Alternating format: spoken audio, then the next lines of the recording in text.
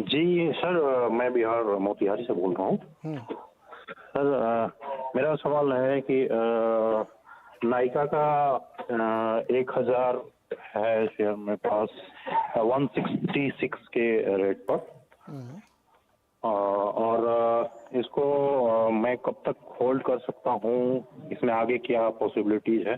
दूसरा sir, campus का share है मेरे पास 400 के प्राइस पर, और पिछले 1 साल से ज़्यादा हो गए मैं इसको ले रहा हूँ, तो क्या मैं इसको एवरेज करूँ, क्या करूँ? ओके, नायका कितने दिन के लिए लिया आपने? नहीं क्या सर, आगे अगर पॉसिबिलिटी इसमें अच्छी है तो मैं 1 साल होल्ड कर सकता हूँ। जी। सरवीन जी, ये नायका। हाँ, 80 के आसपास गई, 83 तक तो मैंने छोड़ा नहीं था, क्योंकि मैं सोच रहा हूँ कि अगर 200 क्रॉस करे तो मैं छोड़ूंगा। ठीक। सरवीन जी, नायका पहले। जी देखिए, आई थिंक पेशेंस इन्होंने रखा है तो उनको एक अच्छा बाउंस मिल गया है। अब 200 के बहुत ज्यादा ऊपर जाएगा ऐसा मुझे नहीं लग रहा, क्योंकि अगर अब इसमें डेटा थोड़ा कम है, 2021 दिसंबर के बाद से डेटा तो 1.5-2 साल का डेटा, यहाँ पे 2 साल का डेटा है तकरीबन। और थॉट यही है कि भाई उस डेटा में मुझे लग रहा है कि 200 से लेके जो अभी नीचे में गया था 80 के आसपास, आई थिंक वही एक लार्जर रेंज है, और उस लार्जर रेंज के अपर एंड की तरफ ये बढ़ रहा है। तो मेरी राय तो रहेगी कि 200 का लालच, ये जो हम एक साइकोलॉजिकल नंबर्स बना लेते हैं ना कि 200 आएगा तो ही निकलेंगे, ऐसा नहीं है। 199 में क्या खराबी है, 107 और 197 196 में भी क्या खराबी है? कोई खराबी नहीं है।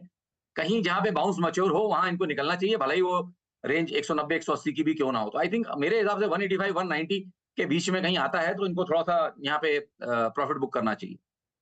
ओके, 190 तक भी मिले तो बेच के निकले। और कैंपस, वो जूते वाली कंपनी इन्होंने ले रखी है 400 के भाव पे। जी देखिए, यहाँ पे तो काफी अंडर परफॉर्मेंस रही है लास्ट 1-2 सालों में, और थॉट यही है कि भाई फिलहाल कहीं ट्रेंड रिवर्सल के साइन तो अभी तक दिख नहीं रहे। इस मंथ में अभी कल क्या इसका पैटर्न बनता है वो हम जरूर देखना चाहेंगे।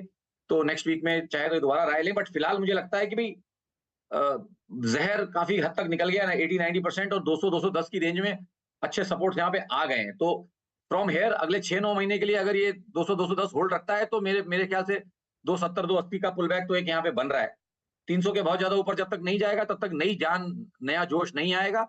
रेंज यही रहेगी 210 से लेके 290 की। पर इनके भाव तक पहुंचने में तो बहुत समय लगेगा, 400 में खरीदें।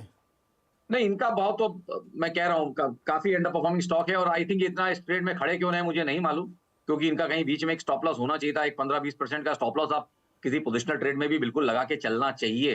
तो वो तो ट्रिगर हुए, इनका जमाना हो गया। इसीलिए अब मैं कहता हूँ एक तरफ कुआं एक तरफ खाई। इतने डीप करेक्शन में इनको अगर मैं भी यहाँ कह दूं कि बेच दीजिए, निकल जाइए, और कल को अगर 50-100 पॉइंट का भी पुल बैक आएगा तो भी नाराज होंगे, और अगर ना बोलूं बेचने के लिए और कहीं घुस के अगर 140 150 भी चला जाए तो भी नाराज होंगे।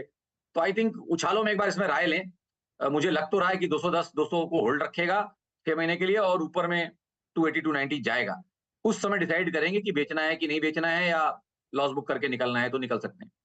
ठीक है, तो 290 के आसपास जब पहुंचे तो एक बार फिर से कुणाल भाई बातचीत करेंगे हम लोग, क्योंकि आपके प्राइस पहुंचने में तो बहुत, मतलब लोहे चने चबाने इसी बात बहुत ऊपर 400 में।